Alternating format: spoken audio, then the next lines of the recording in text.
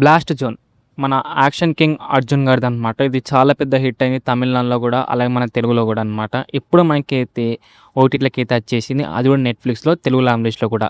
మరి మూవీ చూసాక ఎలా అనిపించింది, నచ్చిందా నచ్చలేదా అనేది డీటెయిల్గా అయితే మాట్లాడుకుందాం, ఓకేనా? దానికంటే ముందు ప్లీజ్ దయచేసి వీడియోని లైక్ చేయండి, షేర్ చేయండి, అలాగే సబ్స్క్రైబ్ అయితే చేసుకోండి, ఓకేనా? Let's start the video.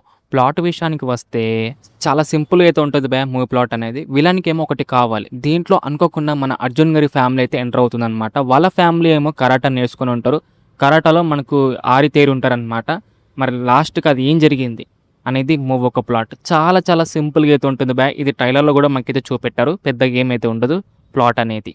మరి ప్లస్ పాయింట్ గురించి అయితే మాట్లాడుకుంటే మూవీ స్టార్ట్ అవ్వడం చాలా ఇంట్రెస్టింగ్ అయితే స్టార్ట్ అవుతుంది. మంచి క్యారెక్టర్ బిల్డ్ చేసుకుంటేనే, అలాగే కరాటా సీన్స్ కూడా చాలా మంచిగా బ్యాలెన్సింగ్ అయితే చూపెట్టుకుంటూ వెళ్ళిపోతుంటారు అనమాట. అండ్ మెయిన్గా యాక్షన్ సీక్వెన్స్ అనేది చాలా మంచిగా వర్కౌట్ అయ్యాయి.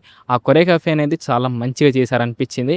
ఏదో ఓవర్ ద టాప్ ఇది కదరా కరాటా సీన్స్ అన్నట్టు కాకుండా చాలా మంచిగా ప్లెజెంట్గా మంచి డీసెంట్గా అయితే చూపెట్టుకుంటూ వెళ్తుంటారు. ఒక 10 దాకా అయితే ఉంటాయి యాక్షన్ సీక్వెన్స్ అనేది. ఎక్కడ కూడా మాకు ఇది బోర్ కొట్టేయకుండా, మళ్ళీ చెప్తున్నా, ఎక్కడో మాకు ఇది బోర్ కొట్టేయకుండా యాక్షన్ సీక్వెన్స్ అనేది చాలా మంచిగా చూపెట్టుకుంటూ వెళ్తూ ఉంటారు. ఫస్ట్ హాఫ్ స్క్రీన్ ప్లే అనేది చాలా మంచి రేసీగా, మంచి క్యారెక్టర్ బిల్డ్ చేసుకుంటేనే, మంచి డ్రామాతోటి, అలాగే మంచి యాక్షన్ సీక్వెన్స్ తోటి అయితే తీసుకెళ్తారనమాట.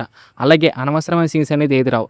లైక్ మాకు సాంగ్స్ రావడం, అలాగే లవ్ ట్రాక్ రావడం, లేకపోతే అనవసరమైన కామెడీ సీన్స్ రావడం, అలాంటివి ఏవి లేకుండా మంచిగా అయితే తీసుకెళ్తారు.